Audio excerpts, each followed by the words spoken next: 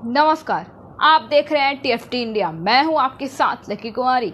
चिराग पासवान के बाद जीताराम मांझी का बीजेपी को झटका। झारखंड में इतनी सीटों पर चुनाव लड़ेगी। केंद्रीय मंत्री जीताराम मांझी ने गुरुवार 10 अक्टूबर को कहा कि उनकी पार्टी हिंदुस्तानी आवाम मोर्चा झारखंड में होने वाले विधानसभा चुनाव में कम से कम 10 सीट पर अपने उम्मीदवार उतारेगी और हम सेकुलर केंद्र में सत्तारूढ़ राष्ट्रीय जनतांत्रिक गठबंधन का हिस्सा है। बिहार के पूर्व उप मुख्यमंत्री जीताराम मांझी ने पटना में मीडिया से कहा है कि उनकी पार्टी एनडीए के एक प्रतिबद्ध सदस्य है और अंततः बीजेपी के नेतृत्व वाले गठबंधन में जो भी व्यवस्था झारखंड विधानसभा चुनाव को लेकर होगी उसका पालन करेगी।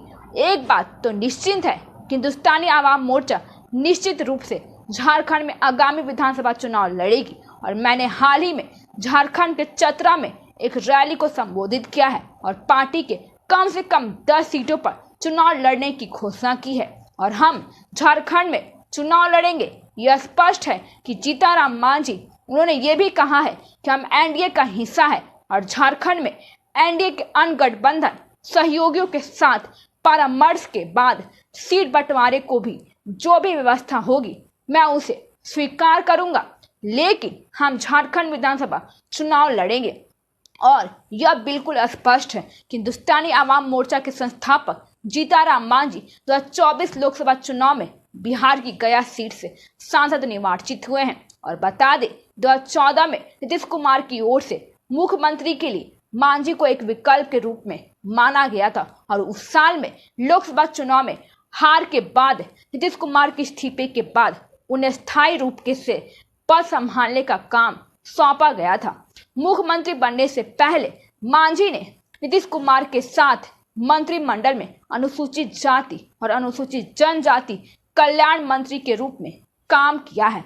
वहीं 1996 से 2005 तक मुख्यमंत्री लालू प्रसाद यादव और राबड़ी देवी के अधीन राज्य सरकार में भी मंत्री रहे हैं। बिहार के केंद्र सरकार का फेस्टिवल गिफ्ट 17,921 करोड़ मिले हैं। किस राज्य को कितनी राशि? बिहार के त्योहारों के मौके पर केंद्र की नरेंद्र मोदी सरकार से अहम तोहफा मिला है।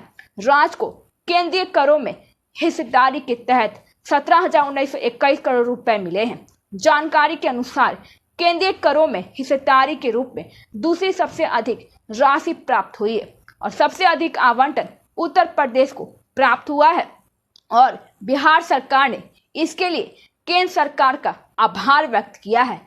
केंद्र की मदद से बिहार में नीतीश कुमार के नेतृत्व में विकास को और गति मिलेगी।